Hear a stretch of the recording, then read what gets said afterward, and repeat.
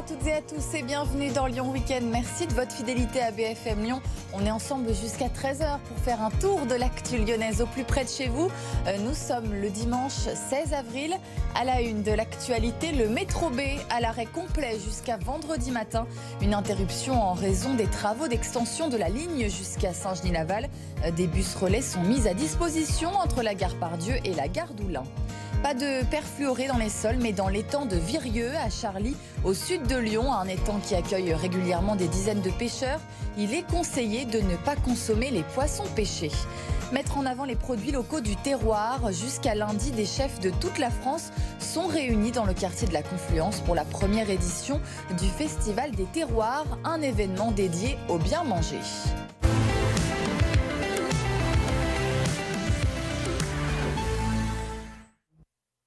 Prenez vos précautions si vous avez l'habitude de prendre le métro B.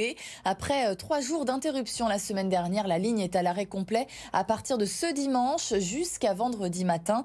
Les transports en commun lyonnais profitent des vacances de Pâques pour continuer les travaux d'extension de la ligne B jusqu'à Saint-Genis-Laval.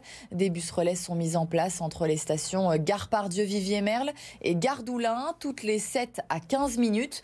Entre Pardieu et Charpennes, il est conseillé d'emprunter les lignes T1, C7 ou 70. Nouvelle manifestation sauvage hier soir dans les rues de Lyon après la promulgation de la loi sur la réforme des retraites. 150 personnes se sont réunies place du Pont dans le quartier de la Guillotière. Les manifestants ont déambulé dans les rues du 3e arrondissement. Les forces de l'ordre les ont rapidement dispersés avec du gaz lacrymogène. Quelques poubelles ont été incendiées et déplacées sur la route. Pas de blessés ni d'interpellation, une manifestation improvisée mais plutôt calme et courte qui a pris fin aux alentours de 22h. Un peu plus tôt dans la journée, c'est une manifestation en soutien au peuple palestinien qui a eu lieu place de la République à Lyon. Une centaine de personnes réunies pour dénoncer les attaques subies par les Palestiniens depuis le début de l'année par l'armée israélienne. Les militants appellent le gouvernement à prendre des mesures pour le respect des droits de l'homme. Écoutez-les au micro de Maëva Komsi. On est déjà, depuis le début de l'année 2023, on est déjà à 100 morts. Donc il y a une recrudescence par rapport à l'année 2022. Le gouvernement actuel favorise l'impunité et il y a des colons qui s'en prennent directement aux Israéliens, de même que l'armée peut tirer à vue sans conséquence. Je dis aux Lyonnais, informez-vous, soyez attentifs aux nouvelles qui vous viennent du Moyen-Orient, de la Palestine et d'Israël. Interpellez vos élus, interpellez vos députés, vos sénateurs, pour qu'ils posent des questions au gouvernement. Pas de perfluoré dans les sols, mais dans l'étang de Virieu, à Charly, dans le sud de Lyon, les polluants éternels continuent d'inquiéter. Selon des prélèvements effectués à la demande de la ville, le sol ne semble pas être contaminé. En revanche, l'étang de Virieu, lui, serait concerné. Il accueille régulièrement des dizaines de pêcheurs. Adrien Blétry. Perfluoré ou pas, les pêcheurs ont sorti leur canne ce matin. Certains connaissent déjà le repas de ce soir. Pour le poisson, la truche, je la pêche et je la mange et je suis pas malade. Depuis ce mercredi, la mairie a pourtant recommandé aux pêcheurs et aux habitants de ne pas consommer les poissons de l'étang de Virieu. La présence des polluants dits éternels a été détectée à la surface de l'eau. Il y a une présence de perfluoré qui est en dessous des seuils autorisés, donc on est malgré tout plutôt rassuré puisque on sait que le seuil est à 0,1 microgrammes, et donc nous sommes à 0,02, donc 5 fois en dessous du seuil de potabilité de l'eau. Pour ce qui est de la pratique de la pêche, il n'y a aucun impact, les animations à l'étang continuent. Tout à fait, exactement. Il y a eu un safari truite, donc beaucoup d'adhérents sont présents. Il faut savoir que donc nous recommandons aux adhérents de ne pas consommer le poisson. Après, les truites que nous mettons, donc on organise 4 lâchers dans l'année, elles sont mises la veille pour le lendemain. Donc je pense qu'il n'y aura aucun impact sur les perfluorés au niveau des truites qui sont mises. Et si les sols de Charly ne sont pas contaminés, des analyses vont être effectuées par la préfecture dans quelques semaines. La mairie a décidé de son côté de lancer des prélèvements sur des œufs de poule de plusieurs particuliers. On vous en parlait déjà ce samedi sur BFM Lyon, la première édition du Festival des terroirs dans le quartier de la Confluence jusqu'à lundi. Grands chefs, artisans et producteurs sont réunis. Arthur Blé. Au Festival des terroirs, on veut promouvoir le bien manger et pour cela, une cinquantaine d'artisans et de producteurs sont présents.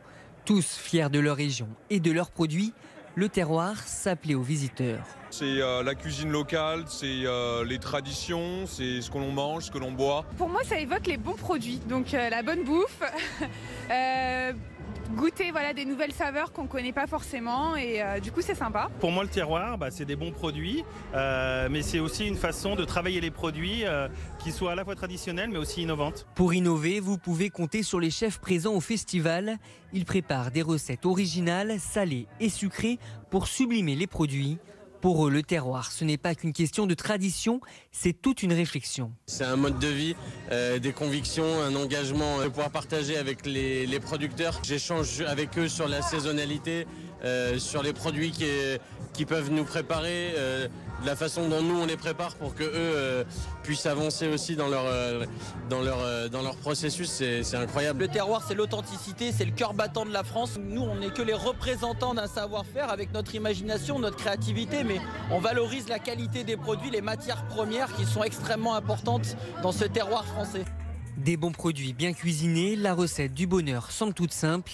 Et comme le disait Paul Bocuse, s'il n'y a pas de bons produits, il n'y a pas de bonne cuisine.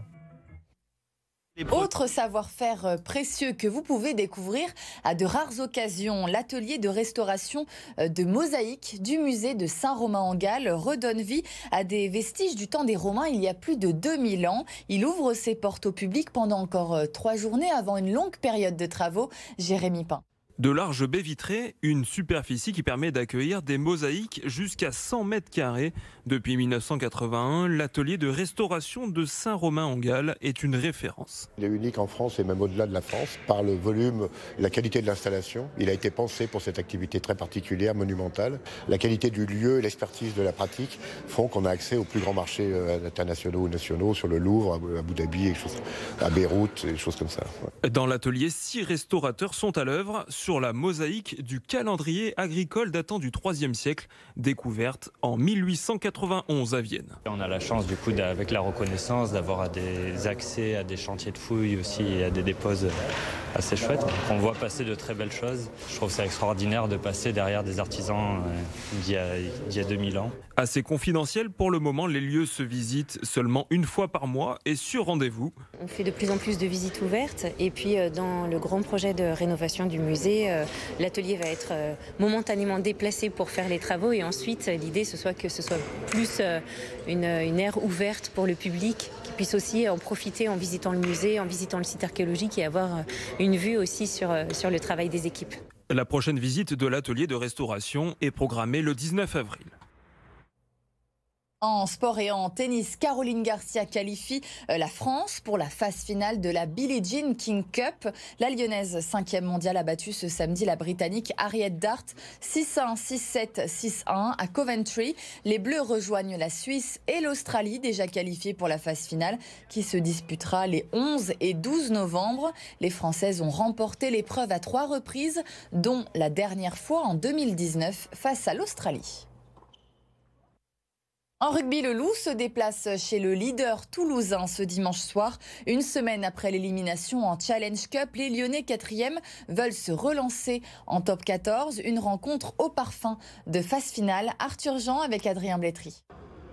Les phases finales ne débutent que dans 1 mois et demi, mais cette rencontre face au leader du championnat, le Stade Toulousain, ressemble déjà à un match coup près. On a la chance de jouer un match presque de niveau international. Il y a pratiquement que des internationaux sur le terrain. C'est les matchs dont on va se souvenir plus tard et on a l'opportunité d'en faire quelque chose de bien pour l'instant. Donc voilà, c'est sympa à vivre. Abandonner le titre de Challenge Cup après une défaite cuisante face à Toulon le week-end dernier, l'heure est au championnat et à la lutte pour conserver une 4e place loin d'être acquise, synonyme de barrage. Il va falloir aussi changer la disquette, là se mettre un mode phase finale, les 5 matchs qui nous restent vont tous être déterminants pour la suite. Donc si on veut ambitionner de nous qualifier, il va falloir que chaque match soit abordé de la même façon, à savoir que ce sont pratiquement des matchs éliminatoires. Mais attention au faux pas, puisque la saison dernière, c'est à 3 journées de la fin que le Loup s'est fait éjecter du top 6 et échoué à la 9e place. Loin, très loin du dernier carré. On a tous, je pense, dans un coin de notre tête ces petites déceptions de l'année dernière, ces petits points oubliés en route, ces bonus défensifs qu'on avait laissés passer et qui nous ont coûté très cher en fin de saison.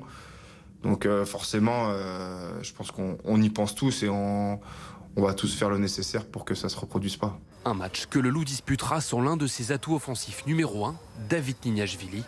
Saison terminée pour le Géorgien, victime d'une fracture de la cheville gauche.